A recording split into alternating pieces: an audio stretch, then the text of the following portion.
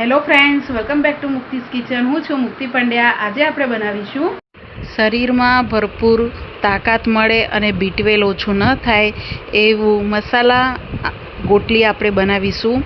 અહીં જે મુખવાસની રીતે બી ખવાય છે અને અહીંયા ક્રિસ્પી અને એકદમ જ ટેસ્ટમાં બનીને રેડી થશે. તો આને કેવી રીતે બનાવવાનું એ હું બતાવવાની છું. તમને જો મારી રેસીપી ગમે તો મારી ચેનલને સબસ્ક્રાઈબ કરજો અને બેલ આઇકન પર ક્લિક કરજો. તો મસાલા ગોટલી બનાવવા માટે તમારે આ રીતે પહેલાં ગોટલીઓને ગોટલામાંથી કાઢીને રેડી કરી લેવાનું રહેશે. અહીંયા મેં 20થી 22 ગોટલાઓ લીધા હતા, જેને ગોટલાઓને પહેલાં તમારે આવી રીતે 7થી 8 દિવસ તડકામાં સુકાવીને આ રીતે તમારે ગોટલીઓ ગોટલામાંથી કાઢી દેવાની રહેશે. અને ગોટલા તોડવા માટે તમારે એક ટ્રીક બતાવું કેવી રીતે તોડવાના. જે ગોટલાનો પાછળનો ભાગ હોય છે એનાથી તમારે ગોટલાને ક્યારે તોડવાના નહીં. જો તમે પાછળથી તોડશો તો ગોટલા જલ્દી તૂટશે નહીં. આ રીતે કોઈ બી કપડું તમારે લઈ લેવાનું, કાં તો પથ્થર કે કોઈ બી હાર્ડ વસ્તુ તમારે લઈ લેવાનું રહેશે અને હથોડી કે દસ્તાની મદદથી તમે આ ગોટલાને તોડવાનું રહેશે. તમે કિચનની પ્લેટફોર્મ પર કરતા હોય તો કોઈ બી હાર્ડ વસ્તુ રાખીને કરવાનું, નહીં તો પછી તમારે ગેલેરીમાં રાખીને કરવાનું. ગોટલાની જે આ રીતે ટોચનો ભાગ હોય છે ત્યાંથી તમારે તોડવાનું, પાછળના ભાગથી નહીં તોડવાનું, તો જલ્દી નહીં તૂટે. આ રીતે ગોટલાનો ઉપર જે ટોચનો ભાગ હોય છે તમારે ત્યાંથી તોડવાનું રહેશે. તો ગોટલાને આ રીતે ઊભું મૂકવાનું અને હલકા હાથે હથોડીથી કે દસ્તાથી તમારે આ રીતે તોડવાનું રહેશે.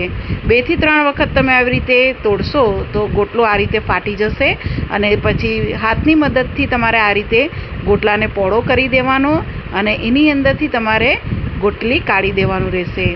જો તમારે સુકાવવાનું તડકો ના આવતો હોય તો તમે ગોટલાને બાફીને બી આ રીતે ગોટલીઓ કાઢી શકો છો. આ રીતે ગોટલીઓ બધી નીકળી જાય અને ઉપરથી આ રીતે તમારે વધારાનો કચરો હશે એ નીકાળી દેવાનો રહેશે.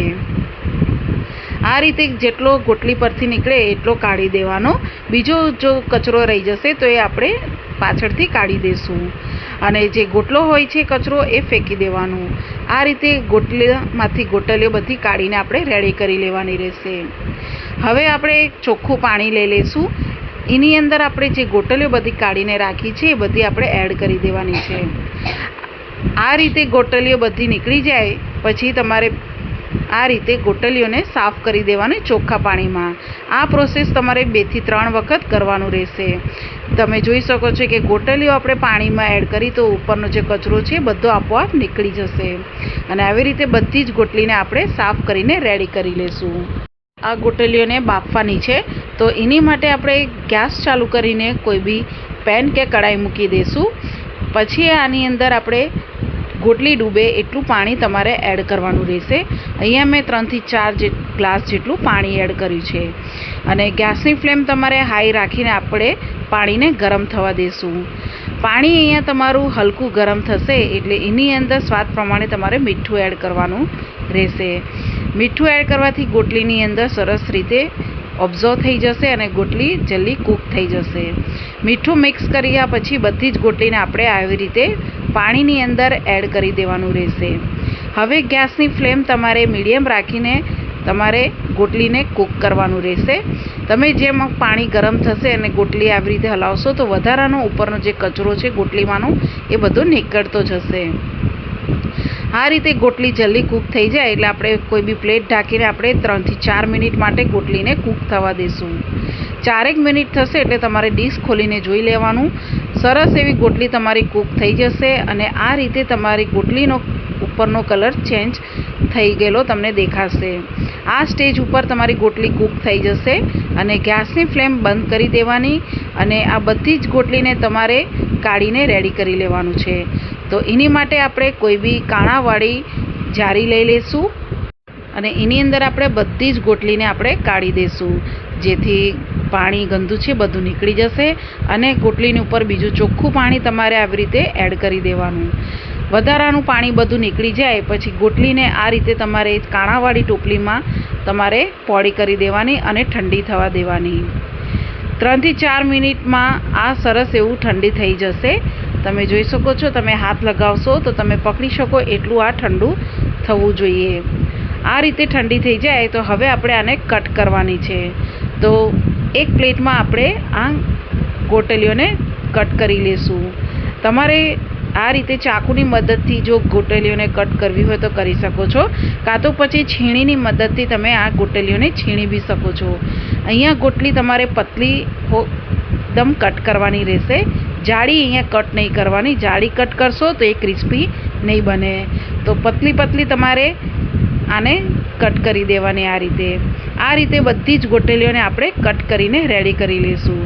ગોટલી તમારે આ રીતે બધી કટ કરી દેવાની અને આ થિકનેસમાં તમારે કટ કરવાની રહેશે. હવે આપણે અહીંયા મસાલા ગોટલી બનાવવાની છે, તો એની માટે આપણે ગેસ ચાલુ કરીને આપણે કોઈ બી એક પેન મૂકી દઈશું. પેન મૂક્યા પછી ગેસ ચાલુ કરીને તમારે પેનની અંદર 1 ચમચીથી 2 ચમચી જેવું ઘી એડ કરવાનું. ઘી હલકું ગરમ થાય એટલે આપણે આની અંદર જે ગોટલીઓ કટ કરીને રાખી છે એ બધી એડ કરી દઈશું. અને ગેસની ફ્લેમ તમારે લો ટુ મીડિયમ રાખીને તમારે આ બધી ગોટલીઓને શેકવાની રહેશે. આ રીતે ગોટલીને ઘીમાં ફ્રાય કરવાથી સરસ એવું તમને શાઇન લાગશે ગોટલીમાં અને ખાવાની બી મજા આવશે. અને જે આપણે મસાલા એડ કરીશું એ સરસ એવા ગોટલી પર કોટ થઈ જશે. તમારે ઘીની જગ્યાએ જો બટર કે તેલનો ઉપયોગ કરવો હોય તો કરી શકો છો. 15 મિનિટ જેવું થશે પછી આ ગોટલી ઉપર તમને કલર ચેન્જ થવા લાગશે અને આ રીતે તમે હાથમાં ગોટલીને લેશો અને આ રીતે તમે ટુકડો કરીને જોશો તો એ સરસ એવું તૂટી જાય છે. આ રીતે તૂટે એટલે તમારે ફરીથી આને 1 મિનિટ જેવું શેકવા દેવાનું. ટોટલ અહીંયા ગોટલીને શેકતા ટાઈમે 16 થી 17 મિનિટ જેવું લાગે છે. હવે આને મસાલાવાળી કરવાની છે, તો ગેસની ફ્લેમ એકદમ જ સ્લો કરી દેવાનું અને એની અંદર આપણે અડધીથી 1 ચમચી જેવું આપણે મરી પાવડર એડ કરીશું. પછી આપણે 1 ચમચી જેવું અહીંયા આપણે સંચળ પાવડર એડ કરીશું. ગોટલી બાફતી વખતે આપણે મીઠું એડ કર્યું છે એટલે સંચળ પાવડર અહીંયા તમારે ધ્યાનથી એડ કરવાનું. સંચળ પાવડર એડ થઈ જાય અને ગોટલીને ચટપટું બનાવવા માટે આપણે અડધી ચમચી જેવું આપણે આમચૂર પાવડર એડ કરીશું. અહીંયા આમચૂર પાવડરનો ઉપયોગ તમારે જો ન કરવો હોય તો સ્કીપ કરી શકો છો. આ રીતે બધા જ મસાલા એડ થઈ જાય પછી ગેસની ફ્લેમ સ્લો રાખીને આને 1 મિનિટ જેવું કાં તો પછી ગોટલી પર સરસ એવું બધો જ મસાલો કોટ થઈ જાય એ રીતે તમારે શેકીને રેડી કરી લેવાનું રહેશે. 1 મિનિટ જેવું થઈ જશે અને ગોટલીઓ ઉપર સરસ એવો મસાલાનો કોટ થઈ જાય એટલે તમારે ગેસની ફ્લેમ બંધ કરી દેવાની અને બધી જ ગોટલીઓને આપણે એક પ્લેટમાં કાઢીને રેડી કરી લેવાની. આ રીતે ગોટલીને બધી એક પ્લેટમાં કાઢી લીધી છે અને 3 થી 4 કલાક માટે આને આપણે ઠંડી થવા દઈશું જેથી એ સરસ એવી ક્રિસ્પી થઈ જાય. અને ઠંડી રૂમ ટેમ્પરેચર ઉપર જ થવા દેવાનું છે, ફ્રીજમાં નહીં મૂકવાનું. આ રીતે તમે જોઈ શકો છો 4 કલાક જેવું થશે પછી ગોટલી આ રીતે તમારી બધી સરસ એવી ક્રિસ્પી બની જશે અને એકદમ જ ઇઝીલી તૂટી બી જશે. આ રીતે તમારી ગોટલી બનીને રેડી થશે. હવે વધારે આને ઉપર મસાલો આપણે ચટપટો બનાવવો છે તો એની માટે આપણે અહીંયા અડધીથી 1 ચમચી જેવું આપણે ચાટ મસાલો પાવડર એડ કરીશું. તમે બાળકો માટે આ ગોટલી બનાવતા હોય તો ચાટ મસાલો જરૂરથી એડ કરજો. બાળકોને ખૂબ ભાવશે આ મસાલા ગોટલી. અને ચાટ મસાલો એડ કર્યા પછી સરસ એવું મિક્સ કરી લેવાનું. આ રીતે મિક્સ થઈ જાય ગોટલી અને એકદમ જ સરસ એવી ઠંડી થઈ જાય પછી કોઈ બી એરટાઇટ ડબ્બામાં તમે આને આખા વર્ષ માટે આ મસાલા ગોટલીને સ્ટોર કરી શકો છો.